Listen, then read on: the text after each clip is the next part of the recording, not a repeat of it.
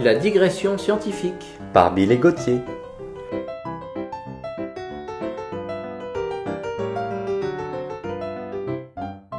Ah, Gauthier. Ah, Bill! Oula, mais tu as le teint cadavérique ce matin. Véridique. En une nuit, je crois que j'ai avalé l'équivalent de mon poids en smecta. À ce point?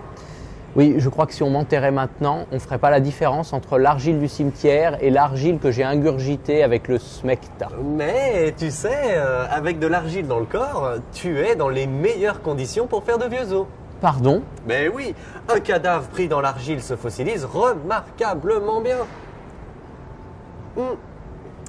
Tu n'as jamais eu envie de rester dans l'histoire de l'évolution des espèces? Si, mais je ne suis pas sûr que ce soit la meilleure méthode. Allons, Bill, la fossilisation, c'est l'avenir du squelette. Tu as l'air d'y croire dur comme pierre. Bien sûr. Regarde, personne ne connaîtrait Lucie, l'Australopithèque, si elle n'était pas tombée au bon endroit au bon moment. Et tout en Camon. Les momies, elles ne restent pas dans l'histoire, peut-être? C'est vrai, bien sûr, mais pour bien se faire embaumer, il faut donner de sa personne. Il faut se faire enlever les organes. Retirer le cerveau par les narines. Mettre de la cire à la place du sang. Et recouvrir de bandelettes. Oui, et puis tout cela demande une organisation pyramidale pour construire... La pyramide. Non, le tombeau qui te conservera dans les conditions idéales. Si je comprends bien, se faire momifier, c'est un projet un peu... pharaonique, oui, oui. Mais enfin, il doit bien exister d'autres moyens de se faire momifier. Dans la glace en Sibérie, par exemple. Tu veux parler du permafrost? Oui, il paraît que les mammouths ont une excellente durée de conservation.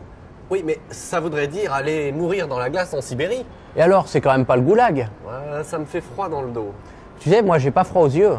Non, mais de toute façon, crois-moi, avec le réchauffement climatique, seule la pierre reste une valeur sûre. Sans doute, mais dans la glace, contrairement à la pierre, les tissus, les organes, tout reste d'un bloc. De glace. Tu as trouvé un os dans mon raisonnement. Sur ta pierre, plus aucune trace de notre peau, de nos muscles, bref, de tout ce qui est mou.